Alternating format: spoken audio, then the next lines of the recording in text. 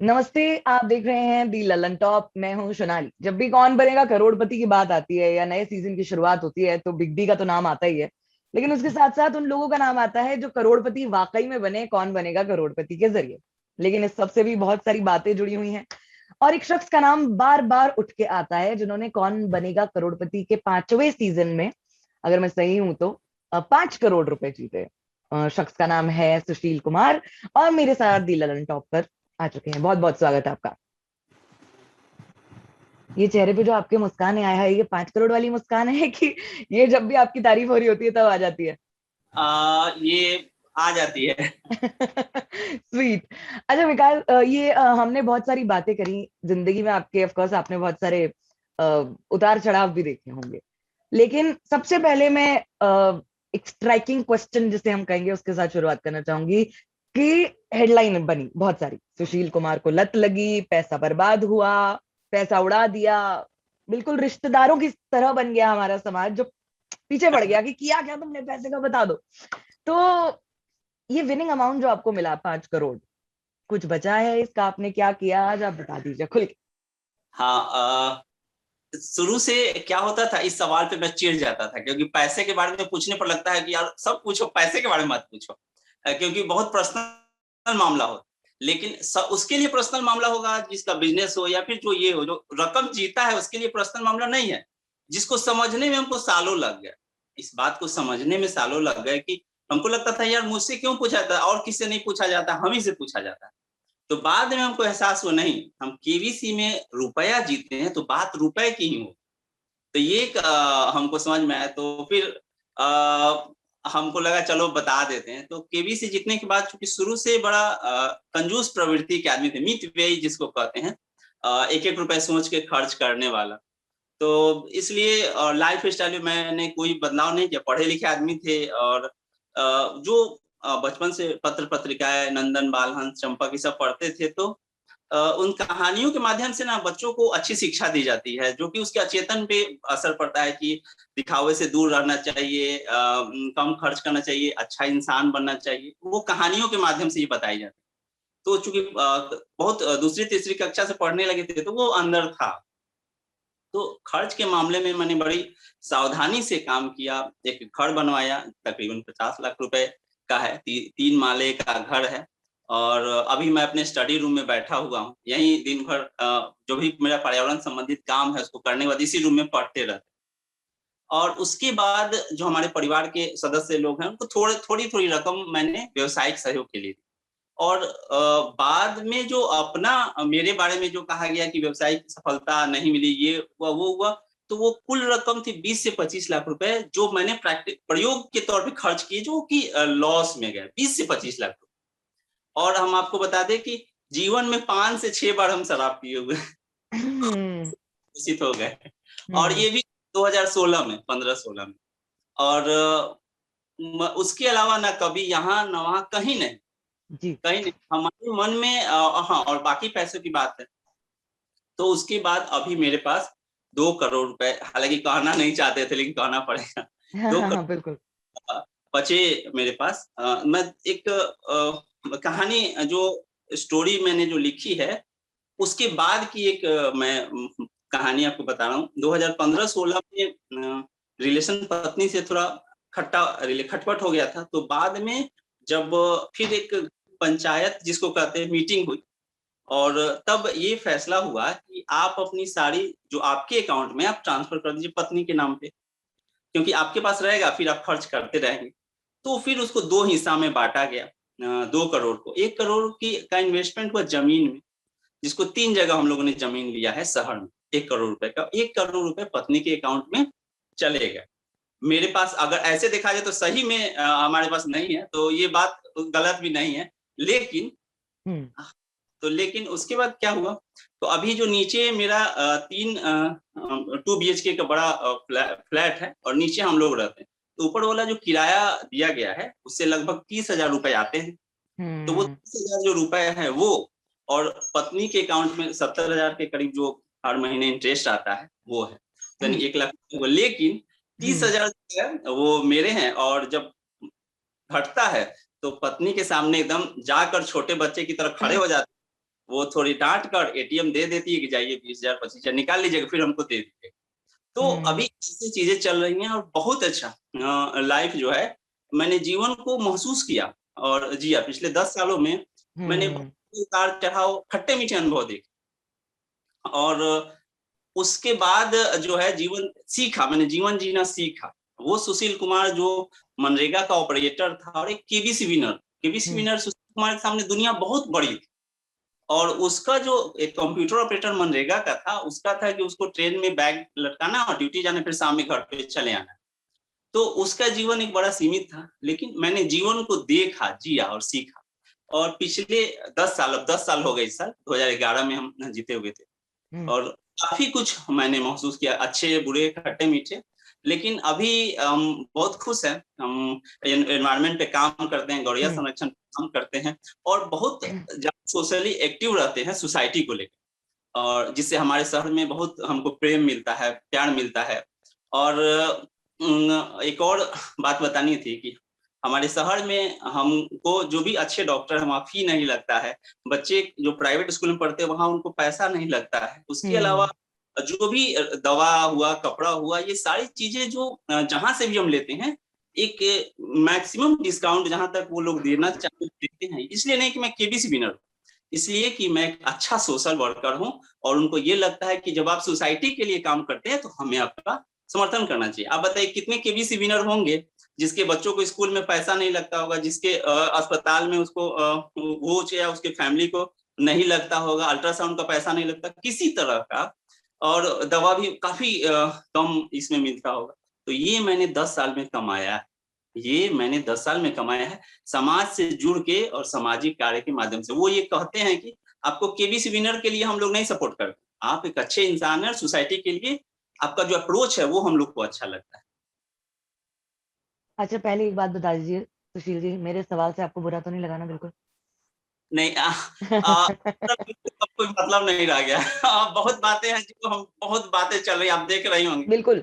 तो अभी मैं अगर मैं गूगल पे जाके सुशील कुमार नाम लिख देती हूँ तो यही सारी हेडलाइंस आती हैं, क्योंकि मुझे तो सच पता है कि आप क्या काम कर रहे हैं और किस तरीके से समाज के बेहतरी के लिए काम कर रहे हैं। मुझे लगा ये सवाल पूछना भी बहुत जरूरी है।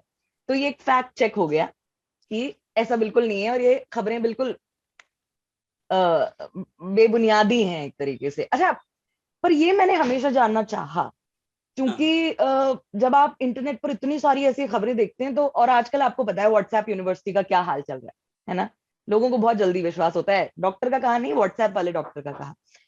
तो ये जो कंगाली वाली बात आती है, शुरू कैसे हुई? ऐसा क्या हो गया था, या आपने कुछ कह दिया था, या आपको किसी ने कहीं देख लिया? मैंने, जैसे आपने पूछा पैसे के बारे में, तो मेरा क्या रिएक्शन था, मैंने कहा कि पैसे के बारे में नहीं बताना चाहिए, लेकिन चूंकि मैं केबीसी विनर हूँ इसलिए लोग पूछेंगे। तो बाद में हमको एहसास हुआ कि मैं केबीसी विनर हूँ इसलिए हमसे लोग पूछेंगे। पहले लगता था पैसे के बारे में नहीं बताना चाहिए। दो बातें, पैसे के बारे में नहीं बताना चाहिए, लेकिन स्पेशल केस है सुशील कुमार केबीसी विनर है तो लोग उसके पैसे के बारे में बात करेंगे। इसको समझने में हमको 6-7 साल लग गया। तो जब कंगाली की खबर आ गई तब हमको लगा कि नहीं, लोग पूछेंगे। और वो मैंने चिढ़ के कहा था। हिंदुस्तान टाइम्स एक अंग्रेजी अखबार है, वो पटना से उसका ये होता है, पटना के जो थे पत्रकार, उन्होंने पूछा। तो उन्होंने पूछा कि जैसे पैसा क्या हुआ, पत्नी के नाम पे कितना है, वाइफ माँ के नाम पे कितना है, एक नहीं होता है कि डिटेल में पूछने लगे। तो हमको ये लगा, उस समय हमको लगा कि मैंने नहीं था चिढ़ की ये कोई बात नहीं हुआ। तो मुझे लगा कि अच्छा है कि कह दो खत्म हो गए, लेकिन हमको ये मालूम नहीं था कि ये कह दो खत्म हो गए ज्यादा बड़ी समस्या हो जाएगी ये। और उसके बाद फिर कहानी इसलिए आई कि जितने भी केबीसी विनर होते हैं, लॉटरी विनर होते हैं, उनके बारे में ये धारणा होती है कि चूंकि एकाएक मिला है तो वो चीजों को नहीं समझ पाते हैं और खर्च बेतहाशा करते हैं। मैंने जो स्टोरी लिखी थी उसमें भी ये बात आ गई कि शुरुआत में बिजनेस लॉस हुआ। तो उस स्टोरी ने जो लोगों का अपना माइंड सेट है, वो दोनों मिलकर और एक अलग दिशा में कहानी ले गया। और इसको हम समझते हैं इसलिए ज्यादा गुस्सा नहीं आया। हम इस बात को समझते हैं, कभी कभी बहुत गुस्सा में हम कुछ कुछ बोलते हैं, लेकिन फिर हमको ये एहसास होता है ये सिचुएशनल, एक ऐसा सिचुएशन आया जिसमें सब लोग को लगता है कि नहीं ऐसा हो सकता। सैकड़ों ऐसे उदाहरण हैं जिसमें विदेश में, अमेरिका में, ऑस्ट्रेलिया में से हर जगह मिलते हैं जो कहानियां जिनकी पढ़ी जाती है कि अभी 6 साल पहले ये हुआ, अभी वो स्ट्रगल कर रहे हैं। तो फिर वो सुशील कुमार के साथ हो सकता है, लेकिन सुशील कुमार पढ़ा लिखा और बड़ा संवेदनशील आदमी है, एमए किया है, बीएड किया है और पढ़ाई लिखाई में ही लगा रहता है। तो उसके साथ जो है वो जानता है और उसके आसपास के लोग जानते हैं, लेकिन लोगों का तो ये बात नहीं है। लोगों को लगा नहीं ऐसा होता है इसलिए इसके साथ भी हो गया होगा, तो बस यही है। कहानी पसंद है ना, लोग कहानी चाहिए, कुछ कुछ कंट्रोवर्सी। हाँ, और अच्छा मालूम है। आप, हम्म, हाँ आप कह रहे हैं कुछ। लोगों को ना बड़ा सुकून मिलता है सामने वाले की असफलता देखकर। कहीं ना कहीं कुछ लोगों के लिए कहूंगी, कुछ लोगों के लिए हो सकता है, नेक लोग भी हैं दुनिया में आपके जैसे, मैं ये भी कह देती हूँ। है लेकिन कि यहाँ यहाँ यहाँ मैं एक सवाल आपसे करना चाहूंगी। आपने नायक पिक्चर देखी हाँ देखिए। है ना? तो उसमें एक सीन आता है, आपको याद है, जब अनिल कपूर वॉशरूम में जाते हैं, बाथरूम में जाते हैं, तब भी पत्रकार उनके पीछे मतलब पड़े हुए होते हैं, उनके घर में उनके बिस्तर के नीचे पत्रकार हैं। तो ये केबीसी के बाद आपकी जिंदगी में भी हुआ है ऐसे कुछ विचित्र मोमेंट्स, बताएं। हाँ नहीं, हाँ सोने जा रहे थे रात में, गट पे खड़े थे वे लोग। और हम मुंह देख रहे थे, दांत दिखा। केबीसी जितने 2-4 दिन बाद वो लाइट उठ गई, अब अपने बेडरूम में जा रहे हैं।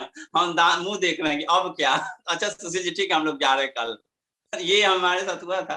तो हाँ, उस समझ में नहीं है, बाद में भी हंसी आती है ये बात याद करके। तो परिवार असहज नहीं हो गया इस सब के कारण? नहीं, हम लोग खूब न्यूज देखते थे। पहले जब नया नया न्यूज चैनल आया था ना, हाँ। तो पहले ये 2001-2 की बात है। तो हम्म। लोग भर न्यूज ही देखता था, खूब न्यूज देखता था। और हम्म। उसमें क्या होता है ना, उससे एक चीज सीखता था लोग, कि हम जो सीखे कि कठिन सवाल जब आता है किसी के पास, जो पहले बैठते थे जो पैनल में उनके हम्म। पार्टी को लेकर कठिन सवाल, तो वो कैसे जवाब देते हैं। तो ये मैं सीखता था कि अच्छा अब कैसे जवाब देगा, तब तक पता चलता था ऐसा।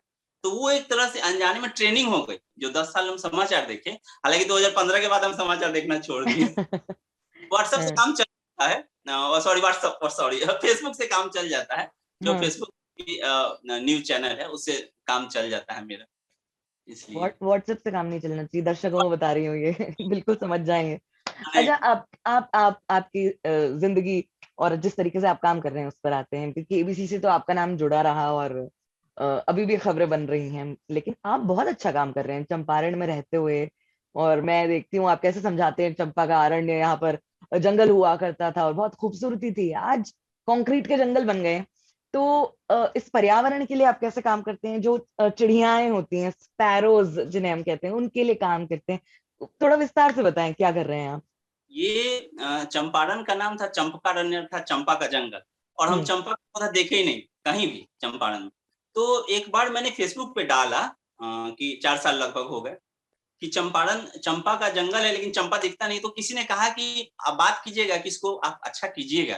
तो हमको ये लगा कि सिर्फ कहने से नहीं होगा, तो हम क्या किए कि आइकॉनिक जगह पे कुछ पौधा लगाए।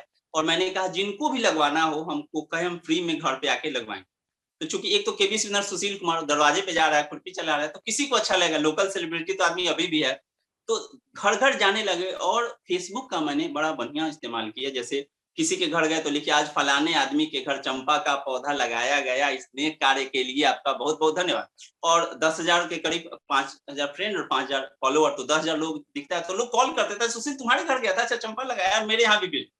तो ये जो चला सिलसिला, उसके बाद क्या किए कि जितने भी सामाजिक संगठन है, रोटरी क्लब हुआ, लायंस क्लब हुआ, राजनीतिक दल है, सबकी मीटिंग में जाने लगे, प्राइवेट स्कूल एसोसिएशन है उसकी मीटिंग में जाने लगे, विद्यालय में जाने लगे, सबको बांटने लगे चंपा का पौधा और बताने लगे।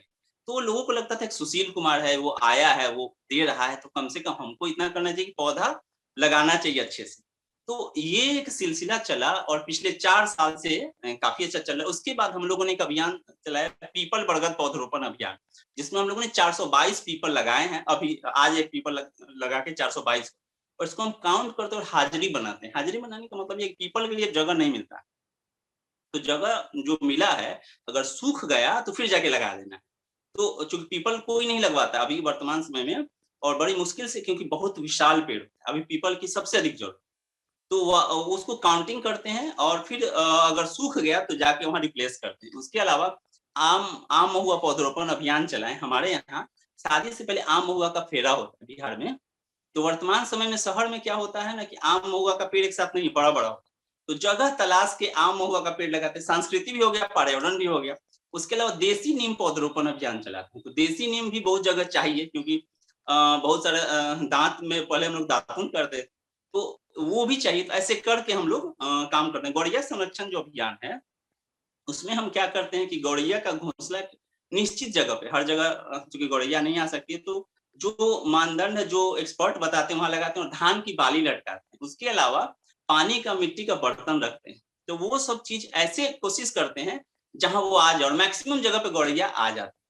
तो ये सारे काम करते हैं, और बड़ा सुकून मिलता है। और साथ में अपने करियर उन्मुखी भी काम करते हैं, जिसकी चर्चा हम नहीं करेंगे, क्योंकि व्यवसाय के मामले में ये मेरे साथ हुआ है। जिसकी चर्चा मैंने मीडिया में की, वो खराब हुआ है। तो 2-3 अच्छे काम का व्यवसाय में भी हम लगे हुए हैं, जो धीरे-धीरे ग्रो कर रहा है, लेकिन उसकी चर्चा हम नहीं करेंगे। और काफ़ी अच्छी, ये कहने की बात नहीं है, लेकिन हम बड़ा सुकून से जीते हैं। और ज़िंदगी में मैं आपसे एक बात, आपके माध्यम से जो भी दर्शक देखेंगे उनसे कहूँगा कि सुख, खुशी 2 प्रकार की होती है, जो मैंने महसूस किया। एक आंतरिक खुशी, एक बाहरी खुशी। तो जो बाहरी खुशी होती है, उसके लिए एक अप्रूवल की आवश्यकता होती है। जैसे मैंने कार खरीदा, तो आप अगर कहिएगा तभी उस कार का, नहीं तो कहिए अरे इसे तो हमारे यहाँ ये रखते हैं, बस वो सारा पैसा मेरा बर्बाद। चाहे आप अच्छा ड्रेस पहनते हैं, कोई कहे अरे ये क्या, तो इतना महँगा। लेकिन जो हम सोसाइटी के लिए करते हैं, उससे आंतरिक खुशी होती है, उसके लिए किसी आलम्बन, सहारे की ज़रूरत नहीं होती। तो ये जो हम काम करते हैं, इससे मुझे अंदर खुशी मिलती है। और जो आप कहती हैं हमेशा चेहरा पे मुस्कान, तो इसका कारण वही है। और थोड़ी-थोड़ी देर पे एक मुस्कान चेहरे पे आ जाती है। मुस्कान की चमकान तो है। और मुझे बड़ा ही स्वीट लगा ये भी, जब आपने एक लोकल सेलिब्रिटी होने वाली जिम्मेदारी निभाने की बात कही। और अच्छी बात है ये कि आप सेल्फ अवेयर हैं इसको लेकर। पॉलिटिक्स में जाने के इरादे आपके रहे, क्या सच में रहे? और अगर रहे तो रुकावट फिर कहाँ आई? क्योंकि मैं पूरा किस्सा जानती हूँ, देखिए सुशील जी, लेकिन अगर आप जितने कंफर्टेबल हो, आप हमारे दर्शकों को उतना बता सकते पॉलिटिक्स का जो मसला है, जब हम सोशल वर्क में आए तो हमको ये समझ में आ गया कि अगर व्यापक सुधार करना है तो पॉलिटिक्स में जाना ही होगा। लेकिन पॉलिटिक्स में टिके रहना संवेदनशील लोगों के लिए बड़ा कठिन काम। ऐसे-ऐसे बातें होती हैं, ऐसे आरोप लगते हैं कि आदमी अगर संवेदनशील है या फिर बहुत ज़्यादा मजबूत नहीं है चमड़ी का, तो वो कहता है कि यार ऐसा तो मैंने नहीं कहा। तो वो है, फ्यूचर में मैं जा सकता हूँ, नहीं भी जा सकता, फ्यूचर की बात। क्योंकि अभी हम नहीं कहेंगे, आगे की बात जो है, क्योंकि हमको ये स्पष्ट रूप से मालूम चल गया है कि बड़ा बदलाव राजनीति ही होगा करेगा। लेकिन ये सब लोग करते हैं, ये सब लोग कहते हैं, जाके फिर उसी में रम जाते हैं, क्योंकि उसका एक बनावट होता है, राजनीति का हर चीज़ का एक अपना स्ट्रक्चर होता है। और उसमें आप जब चले जाते हैं, तो इतने मजबूत आप नहीं होते कि ऐसे तोड़ के आप चीज़ों को ठीक कर दें। चीज़ें धीरे-धीरे ठीक होती हैं। तो वही है। और हैं। अब यहाँ एक सवाल आपसे करूंगी मैं, थोड़ा सा पॉइंट पर ही आकर, बिल्कुल, कि मैंने ये भी सुना है कि आपको कई बार ऐसी धमकियां भी मिली पॉलिटिक्स ना ज्वाइन करने के लिए। इस बात में कितना दम है और कितनी सच्चाई है, ये तो मैं आपसे ही जान सकती हूँ सीधा। नहीं, नहीं, ऐसी कोई बात नहीं है। हम्म। राजनीति में होता क्या है कि वो अगर कोई चाहे राजनीति में आना, तो उसे कोई नहीं रोक सकता। मान हम्म। लीजिए एक पार्टी नहीं लेगा, दूसरी पार्टी कोई नहीं लेगा, वो निर्दलीय रहेगा। मैं देखता हूँ, तो किसी तरह की कोई धमकी मुझे नहीं मिली। हम्म। वो मेरे अंदर कुछ चल रहा था कि मैं योग्य हूँ या नहीं हूँ, या फिर उसको भगोड़ापन कह लीजिए, बहाना खोज के हम भाग जाते हैं किसी बात को लेकर। तो हम्म। ये हो सकता है, लेकिन कभी हमको धमकी नहीं मिली कि आप पॉलिटिक्स में जाओगे तो ठीक नहीं होगा। क्योंकि राजनीति में अगर कोई ये सोचता है कि इसके जाने से हमको नुकसान, ऐसे हज़ारों लोग हैं जो रोज़ आते हैं। हज़ारों लोग को अपना काम करना पड़ता है, अपनी स्ट्रैटेजी बनानी पड़ती है, फिर वो आगे बढ़ता है। तो किसी को रोकने से, अगर किसी को लगता है कि इसको हम रोक देंगे और तब हम आगे चले जाएँगे, तो हमको नहीं लगता है कि ऐसा पहले होता था, होता होगा, लेकिन अभी के समय में ऐसा नहीं। ओके। और ये भी एक, चूंकि हम फैक्ट चेक पे ही आ गए हैं, हाँ। तो ये भी एक बात आती है कि एक समय पर जब शराबबंदी नहीं हुई थी बिहार में, उससे पहले आप कुछ पत्रकारों के साथ मिलकर बैठे थे। पार्टी तो मैं नहीं कहूंगी, लेकिन वो एक छोटा सा गेट टुगेदर था, और उसमें कुछ वीडियो रिकॉर्डिंग कर ली गई थी आपकी। क्या हुआ था, किस वजह से इसमें आपको फंसाया गया, या मैं कहूँ कि आपका नाम आया? बताएं। देखिए वो शराबबंदी के पहले की 2016 की बात है। और हमको उस समय ना शराब पीने नहीं आता था। मतलब कि हमको नहीं मालूम कैसे पिया था। हम कोल्ड ड्रिंक्स पीते थे, बचपन से आदत था कि जैसे कोल्ड ड्रिंक्स गट-गट, गट-गट पी जाते हैं। गए थे। तो पी के तो मटन उस समय खाते थे, अभी तो वेजिटेरियन हो गया। तो उस समय मटन खाते थे, तो हमारा फोकस था मटन जल्दी खाएंगे, तो इसको हटा दो, बहुत कड़ा लग रहा था। तो क्या हुआ कि जो लोग साथ थे वो फिर भरते चले गए उसको, और भरते चले गए और हम पीते चले गए। हमको लगा कि इसको हटा दो और खाओ। तो एक समय के बाद क्या हुआ कि हमको ये एहसास हो गया कि वीडियो बन रहा है। लेकिन तब तक हम मतलब आउट ऑफ कंट्रोल हो गए थे और कुछ भी बोलना, ये करना, वो करना, तो ये हुआ। और बाद में मैंने पूछा उनसे, तो उन्होंने कहा कि नहीं ऐसी कोई बात नहीं, ऐसी कोई बात नहीं है। लेकिन हम एक और किसी ने कहा कि नहीं ऐसा कुछ हुआ है। तो फिर जब मैंने सोचा जो मैंने पोस्ट लिखा है हम उस पे भी आते हैं। तो जो मैंने पोस्ट लिखा उसमें ये तो था कि मेरे मन में कुछ चुभ रहा था कि जब लोग महान बनाते हैं आपको, जब लोग जब लोग आपको महान घोषित कर देते हैं तो एक घुटन होती है कि नहीं यार हम उतने महान नहीं है। चूँकि जब सोशल वर्क में आ गए, एनवायरनमेंट पे काम करने लगे, तो लोगों को लगा कि अरे ये तो बहुत अच्छा काम कर रहा है। अपने सुदूर गाँव से लाते थे लोग, पैर छुआ के आशीर्वाद लेते थे, कहते थे कि आप छू दीजिएगा तो ये बहुत अच्छा बनेगा। तो अब हमको घुटन होने लगी। यार कल हो के अगर वो वीडियो वो देखेगा तो कहेगा कि बाप रे! हम अपने बेटे को 7 साल 8 साल के इतना दूर से हम साइकिल पे बैठा के ले आए कि पैर छुएगा, वो ऐसे गाली-गलौज कर रहा है, शराब पी। तो मुझे लगा कि नहीं हमको लिखना चाहिए, हमको लिखना चाहिए। तो मैंने लिख दिया कि इन फ्यूचर अगर वो वीडियो आता है और हमारा छवि ऐसा रहेगा कि एकदम बहुत ही महान नायक देवता जैसे, और वो फिर आता है तो लोग जो आदर्श मानते हैं उनको ठेस पहुँचेगा, उनको ठेस पहुँचेगा। तो इसीलिए मैंने एक्सेप्ट कर लिया। जो पोस्ट लिखे थे उसमें ये बात भी थी कि हम इस बात को एक्सेप्ट कर लेते कि इन फ्यूचर अगर आएगा तो लोगों को ये लगेगा अच्छा इसने तो कह ही दिया था। लेकिन इसमें एक और एंगल था मीडिया का, वो मैंने नहीं सोचा था। फेसबुक पे हम लिखते हैं तो अब चूँकि 10 साल हो गए केबीसी जीते हुए, और हम तो कभी जीवन में सेलिब्रिटी समझे ही नहीं। खान-पान, रहन-सहन, मैंने भी कल इस तरह का एक पोस्ट किया था कि ऐसा तो कुछ है नहीं, अपना जीवन अपने हिसाब से जीते थे। लेकिन वही बात है, हमारे मानने से कुछ नहीं होता। हम सेलिब्रिटी मान लें तब भी कोई फ़र्क नहीं पड़ता, हम नहीं माने तब भी। सामने वाला क्या मानता है, उससे बड़ा फ़र्क पड़ता है। तो वो बात थी, तो एक बार ऐसा हुआ है। तो तो हमने पोस्ट इसीलिए भी लिखा था, उस बात से प्रभावित होकर कि इन फ्यूचर अगर कभी कुछ ऐसा हो कि हमारे सामाजिक रूप से बहुत लोग ये करने लगे, पता चला ऐसा वीडियो है जिसपे वो उल्टी कर रहा है, नाच रहा है, गाली-गलौज कर रहा है, तो लोगों को थोड़ा-सा अजीब लगेगा। बिल्कुल। तो ये बात यहाँ थी। यहाँ अपने दर्शकों को बताना चाहेंगे शराब पीना सेहत के लिए हानिकारक है, और इतनी ही हानिकारक है वो दोस्त जो आपको जबरदस्ती पिला रहे होते हैं या कह रहे होते हैं कि एक और ले ले, एक और ले ले। To be very honest I will say that. Sushil ji एक और बात बताइए, वीणा बहुत अच्छा प्ले करते हैं आप, और हाँ, हाँ, हाँ। ये मैंने सुना है। अगर आप लाइव एक एग्जांपल दे दें। वीणा सितार बहुत अच्छा बजाते हैं, कैमरा के सामने उतना अच्छा नहीं बजाते हैं और हाँ लेकिन हाँ, बजाएँगे। कोशिश कोशिश। बस कुछ गलती होगा तो क्षमा कीजिएगा। Thank you.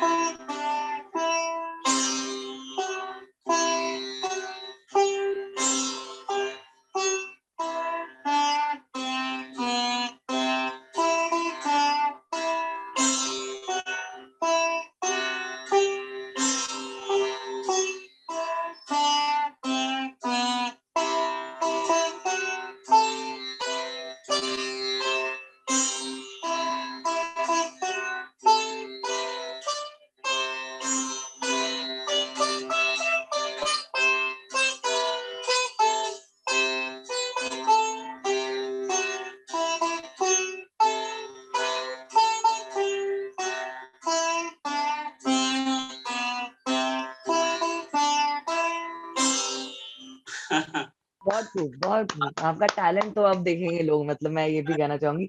Although YouTube channel भी है, दर्शकों को बताना चाहेंगे, ये परफॉर्म भी करते रहते हैं वहां पर। अब एक आखिरी सवाल मैं आपसे करना चाहती हूँ, वो ये कि आपने बहुत सारी बातें हमारे साथ आज शेयर करी, साझा करी कि किस तरीके से बातें बनती गई और बातों से बातें निकलती गई, और आज अच्छा हुआ कि आपने बहुत सी चीजें हमें सच बताई। एक और किस्सा है, जब आप एक ट्रेन का सफर कर रहे थे और एक दंपति आपको अखबार पढ़ते हुए, आपकी खबर पढ़ते हुए मिले, तो वो क्या क्या किस्सा हुआ था? आपको गर्व महसूस हुआ था कि अखबार में छप रही है मेरी फोटो, मेरी खबरें लोग पढ़ रहे हैं? क्या बातें कर रहे थे लोग?